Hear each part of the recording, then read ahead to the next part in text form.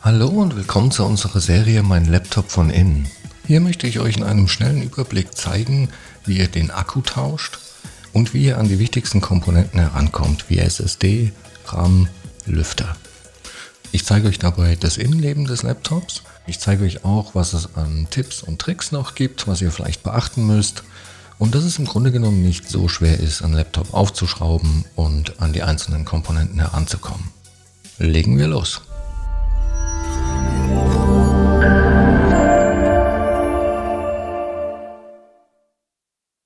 So, wir haben hier ein HP ProBook und zwar ein 640 G8 und ich zeige euch auch gleich, wo ihr die genaue Modellnummer finden könnt. Aber zuallererst stellen wir sicher, dass das Laptop nicht mehr mit dem Ladekabel verbunden ist.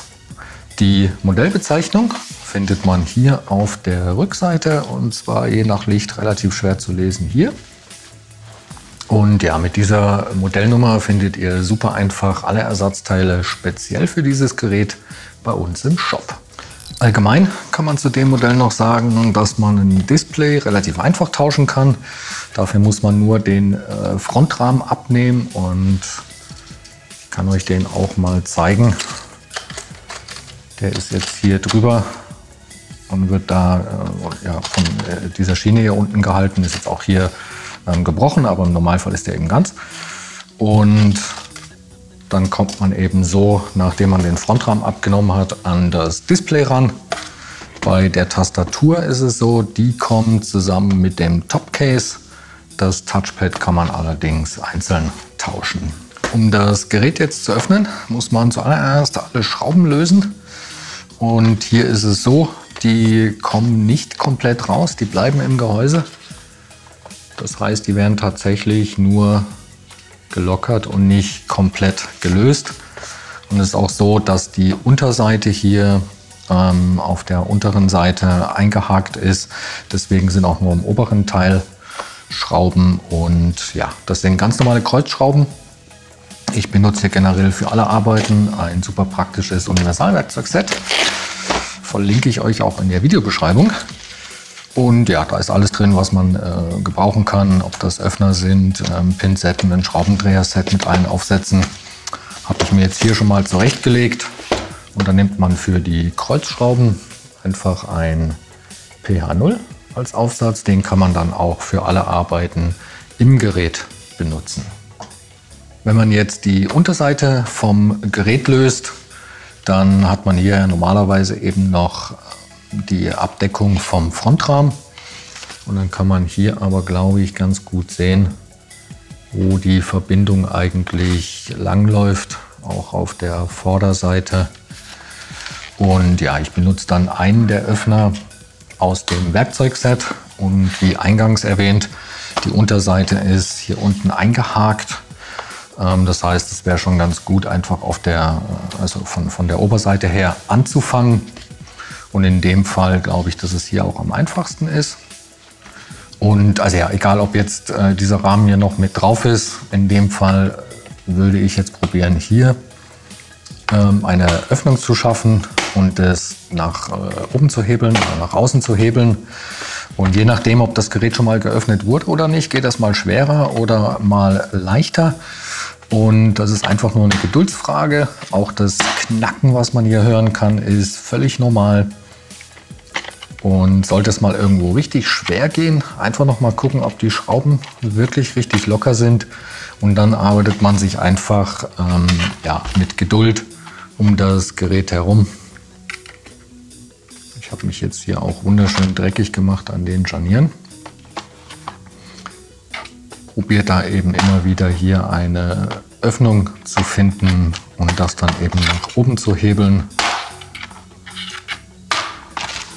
Und dann kann man meistens auch mit der Hand schon drunter und das mit ein bisschen Rütteln und Wackeln dann eben hier lösen.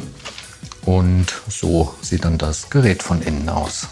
Gut, bevor wir jetzt aber irgendetwas weiteres machen, trennen wir auf jeden Fall als allererstes den Akku vom Mainboard, dass das Gerät auch wirklich keinen Strom mehr hat. Und wir sehen hier das Kabel und das sitzt super nah am Akku selber.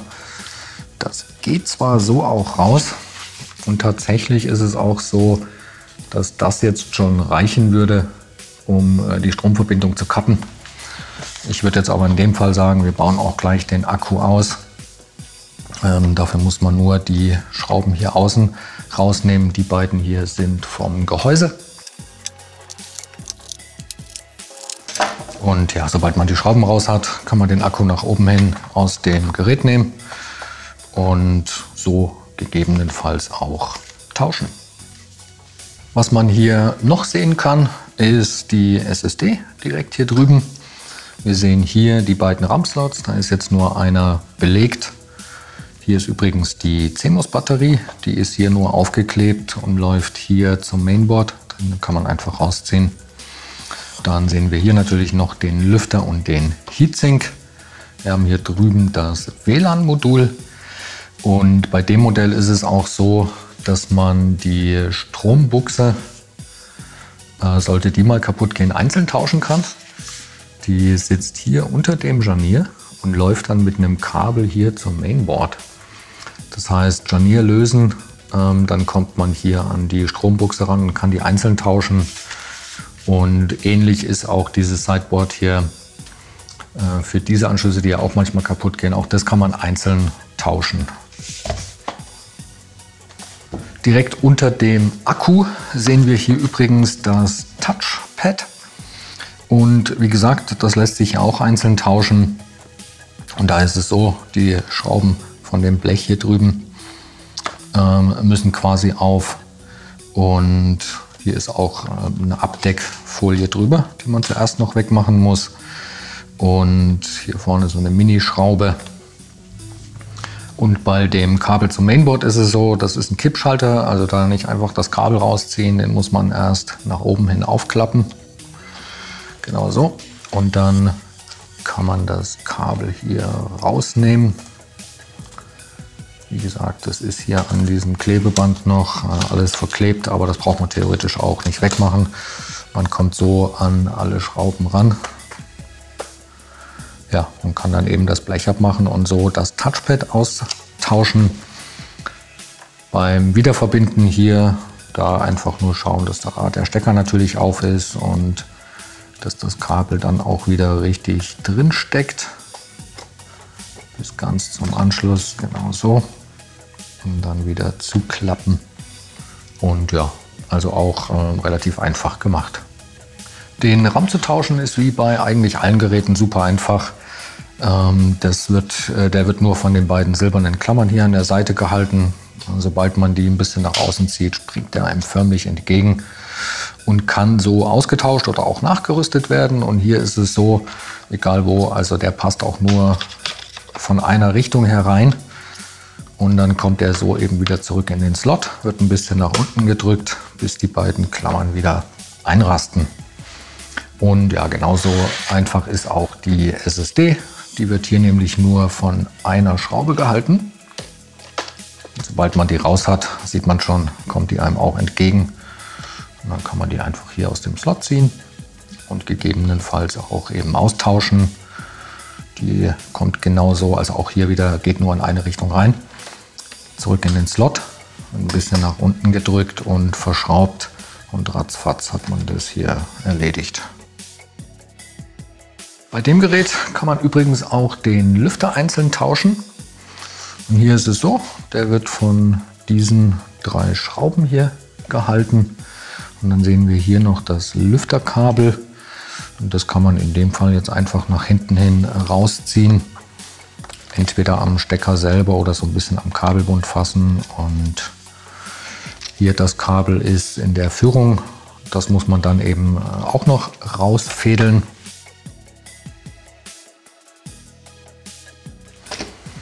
Ja, wenn man es sich hier einfacher machen will, kann man das natürlich auch rausmachen. Das funktioniert ähnlich wie beim Touchpad mit dem Kippschalter. Der wird erst hier eben aufgeklappt. Und dann sieht man schon, dass man das Kabel hier rausnehmen kann. Und dann ja, kommt das hier aus der Führung raus. Und wie gesagt, schon hat man den Lüfter in der Hand und kann den eben tauschen. Beim Wiederverbinden ist es hier so, für den Stecker gilt, dass man auf der einen Seite hier Kontakte sehen kann und die zeigen beim Wiederverbinden nach oben. Und das würde ich auch direkt machen. Also erstmal das Kabel wieder einfädeln. Das ist ja immer dieses oben, unten Prinzip. Und dann am besten auch alle Kabel erstmal wieder verbinden, dass man das nicht vergisst. Das wäre nämlich nicht so prickelnd. So, auch das kommt wieder hier rein. Genau so, und zwar bis wirklich so, bis diese weiße Linie hier komplett wieder an dem Stecker hier dran sitzt. Und eben auch das Lüfterkabel hier. Auch das machen wir erst wieder rein. Auch da schauen, dass das ganz drin sitzt. Der Lüfter an sich sitzt ja dann auf den Gewinden und ja, muss nur noch wieder verschraubt werden.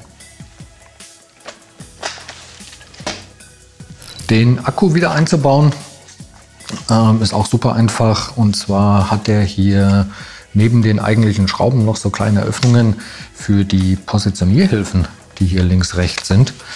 Und das heißt, wenn man die dort einfädelt oder drauflegt, dann sitzt der absolut korrekt. Und wie gesagt, diese beiden Schrauben hier sind vom Gehäuse.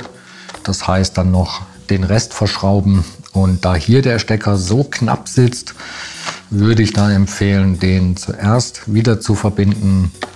Man kann den entweder ja, einfach so ein bisschen reinschieben, dass das Gerät quasi noch nicht wirklich mit Strom versorgt wird, aber man später den Stecker leicht komplett reinschieben kann.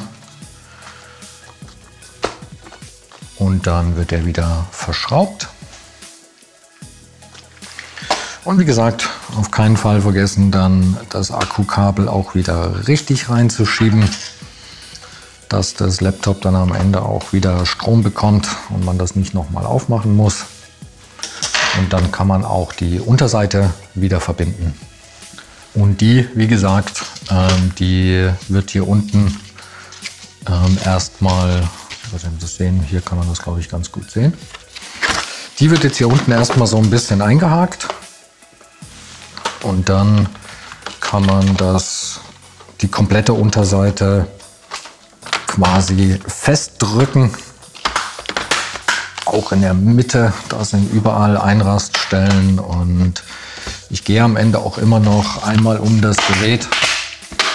Genau wie hier, schaut, dass wirklich nirgendwo mehr eine Lücke zu sehen ist und dass das ringsrum geschlossen ist. Und ja, dann muss man nur noch die Schrauben festziehen und hat das alles ratzfatz erledigt. So, ich hoffe, das Video hat euch weitergeholfen. Wenn ihr noch Fragen oder auch Anregungen habt, lasst uns gerne einen Kommentar da. Und dann wünsche ich euch viel Spaß beim Schrauben. Bis zum nächsten Mal. Ciao.